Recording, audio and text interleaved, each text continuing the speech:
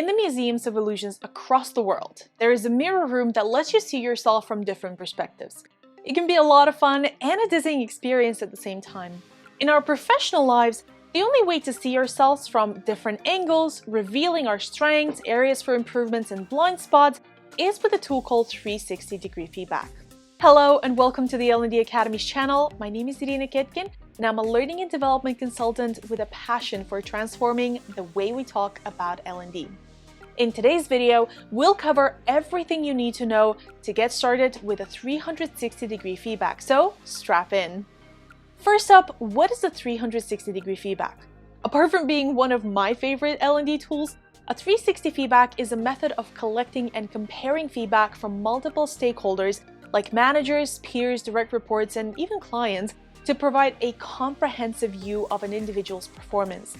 The process usually consists of two parts. The first one is a survey that is completed by all raters, including the individual being assessed, their line manager, peer, colleagues, direct reports, and whoever else they choose. And the second one is a one-on-one discussion with a facilitator about the results. During this conversation, the person being assessed starts to create their personal development plan. The reason I love 360-degree feedback is because it provides individuals with a more complete view of their strengths, of any areas for development, and it really helps them gain a deeper level of self-awareness to recognize their blind spots and make a positive change to improve their performance.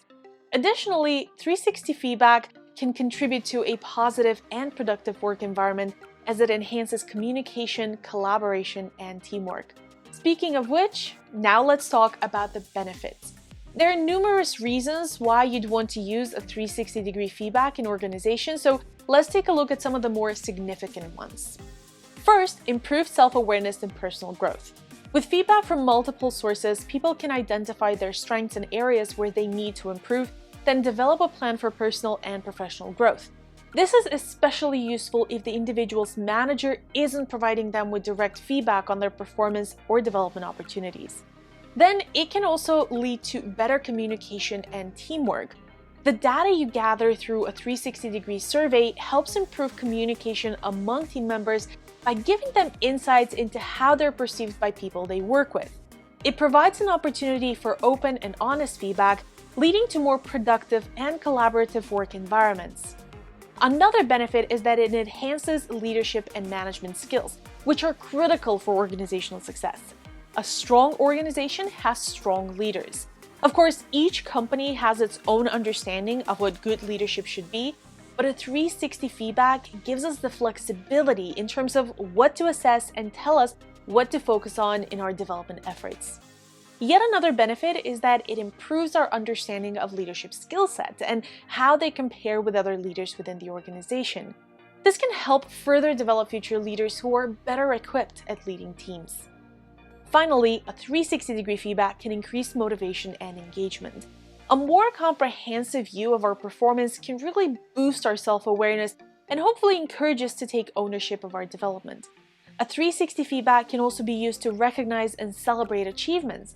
By highlighting areas where employees have excelled and providing feedback on how they can contribute to grow and develop, organizations can create a culture of recognition and appreciation. By using 360-degree feedback to support employee development and growth, organizations can create a positive and productive work environment that leads to higher levels of job satisfaction and overall performance. Before we talk about the process itself, it's important to understand who is involved. Now, there are three main roles. The first one is the person being evaluated, also known as the target. Then there are those providing the feedback, also known as the raters, and finally, learning and development or HR practitioner who acts as a facilitator of the process. The 360-degree feedback process can be broken down into roughly 5 steps. Step 1, choose the questions. The first step in the process is to choose the questions that will be used to collect feedback.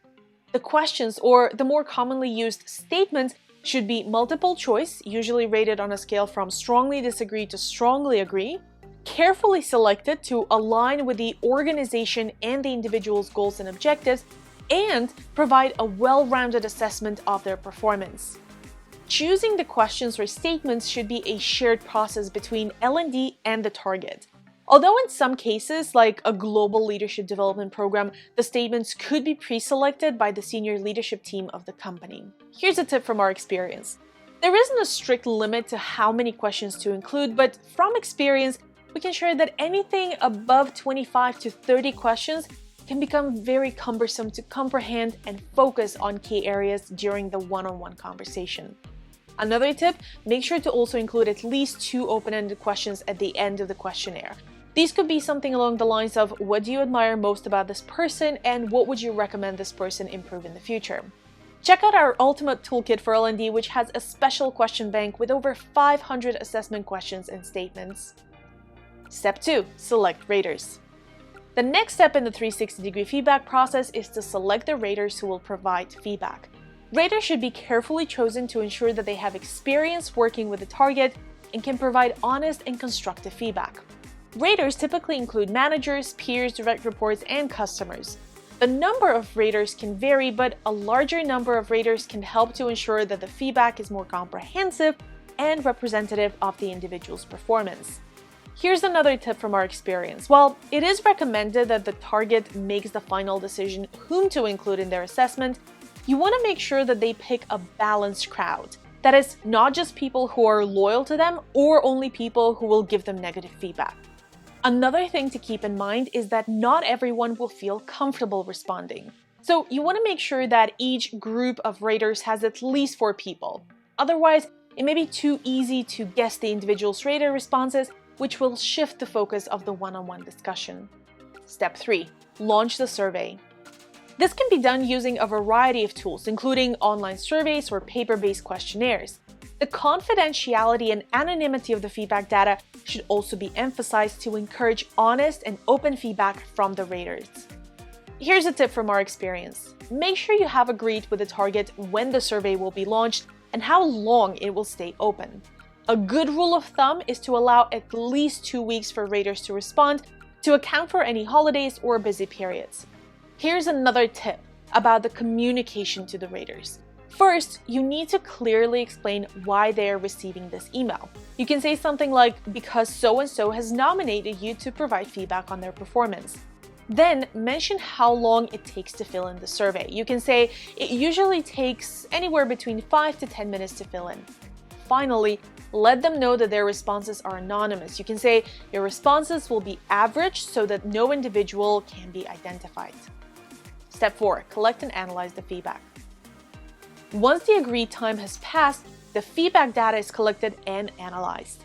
This data should be reviewed carefully to ensure that it is reliable and valid, and any anomalies or inconsistencies should be investigated.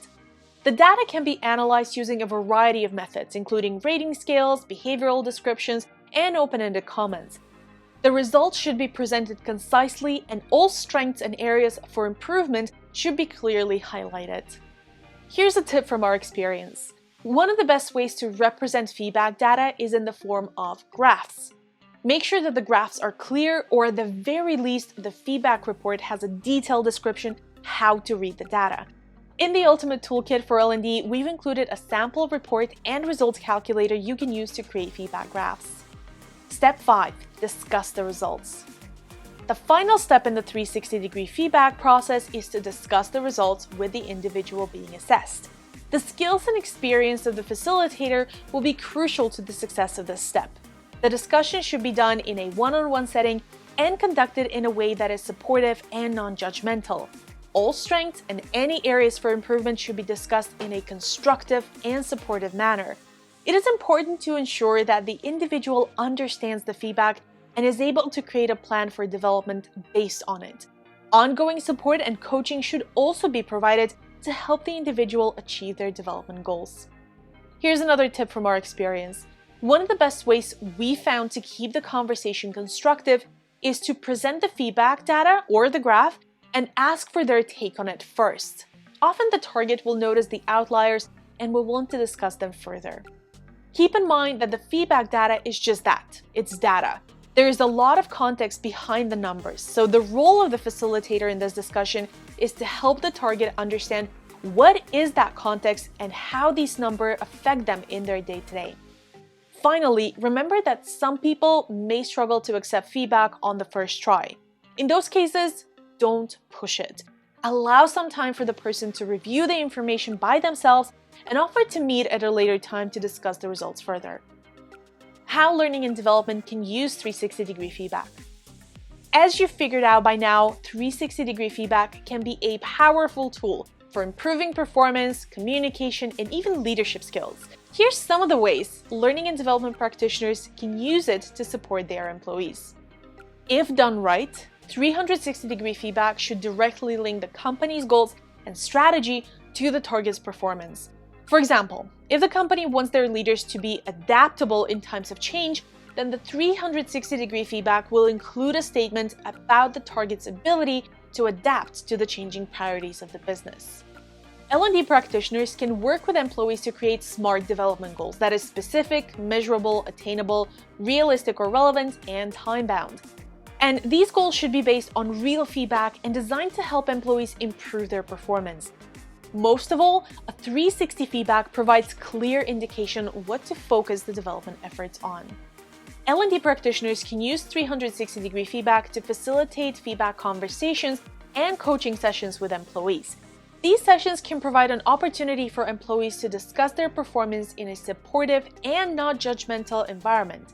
L&D practitioners can use these sessions to help employees understand their feedback, identify areas for improvement, and create a plan to address these areas. Coaching sessions can also be used to provide ongoing support and guidance to employees, helping them to achieve their development goals. L&D and talent management practitioners can use 360-degree feedback to complement and enhance performance management systems. Incorporating feedback from multiple sources into performance evaluations can lead to a more accurate evaluations and better informed decisions about employee development and promotions. Furthermore, L&D can use the 360 feedback data to curate learning materials to the right people and at the right time. And this, together with the other benefits we mentioned, can help create an organization-wide culture of continuous learning and development. 360-degree feedback can be a valuable tool for assessing the leadership skills and development needs of leaders as part of an internal or external leadership development program.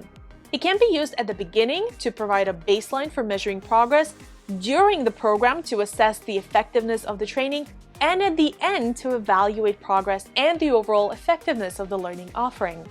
This provides both the participants and the organizers, usually L&D or HR, with a roadmap for ongoing growth and development. While 360-degree feedback can be an effective tool for improving performance, it can also present some challenges. Here are some of the most common ones and some possible solutions on how to overcome them. Some people may be resistant to accepting feedback, particularly if the feedback is critical or doesn't align with their self-perception. This can hinder their ability to learn and grow from the feedback they receive. To overcome this challenge, facilitators, again, usually L&D or HR, can highlight the importance of the feedback, how closely it aligns with the business goals and strategy, and how this feedback can be used to help the employee grow in their career. Another longer-term option is for the organization to create a culture of feedback where receiving it is seen as a positive opportunity for growth and development. In some cases, training can also be provided to help employees understand how to receive feedback, interpret the data, and create a plan for development. Employees may be hesitant to provide feedback, particularly if they fear negative consequences such as retaliation or strained relationships. This can result in incomplete or inaccurate feedback data. To address this challenge, the facilitators need to be transparent about the process, emphasize the confidentiality and anonymity of the feedback data, and the ways in which it will be used to support employee growth and development. Keep in mind that it's up to the whole organization to create a safe and supportive environment where feedback is not just accepted, but expected. Employees may have concerns about the confidentiality and privacy of the feedback data, particularly if they're being assessed by peers or subordinates that they don't trust. To address this challenge, facilitators need to not only ensure that the feedback process is conducted in a secure and confidential manner, but also that only authorized individuals have access to the feedback data. This can include the target, their line manager, and HR. And very often, the feedback report is only shared between the target and L&D, and it will be up to the target to choose who to share the results with. Anytime someone is asked to provide feedback, they're essentially asked to provide their subjective view on the target's performance. And this means they're influenced by a range of factors, including personal biases, perceptions, and emotions. To overcome this challenge, it's recommended that the data analytics is used to identify patterns and trends in the feedback that may indicate bias. For example, everyone in a rater group responded positively to a question with the exception of one person. That is clearly an outlier and would need to be discussed further during the one-on-one conversation. Best practices for 360-degree feedback. If you're looking to start a 360-degree feedback in your own organization, here's some best practices to help you do it right. To ensure that 360-degree feedback data is reliable and valid, it's important to use a rigorous and consistent feedback process that has clear and transparent steps. To make it a success, make sure that you establish clear performance standards, select appropriate raters, ensure confidentiality and anonymity, and in some cases, provide training and support for both the individuals being assessed and their raters. Open and honest 360-degree feedback can only live in a culture of trust, where feedback is seen as a positive opportunity for growth and development. This is where organizations need to step up and truly create a safe environment for their employees. We have a great video on building a learning culture in the workplace. The link is in the description down below. One of the biggest mistakes in the 360 feedback process is giving the report to the target with no follow-up or support. Reading feedback on your performance can be tough. Having, however, a helping hand to guide you and provide perspective can be crucial for how the feedback is perceived. Consider how you can provide additional support. What questions can you ask? How can you follow up with that person, and who else can be involved in the development process? You can also try to offer coaching sessions or to find a mentor for the target. And that's it. 360-degree feedback can be a valuable tool for organizations looking to improve performance, communication, continuous learning, and leadership skills. With a well-designed and implemented 360-degree feedback program, organizations can improve employee engagement, productivity, and overall performance. How can you use the 360-degree feedback in your organization? Let us know in the comments below. If you enjoyed this video, please consider liking and subscribing to our channel to help us grow. Thanks for watching till the end, and I will see you in the next one.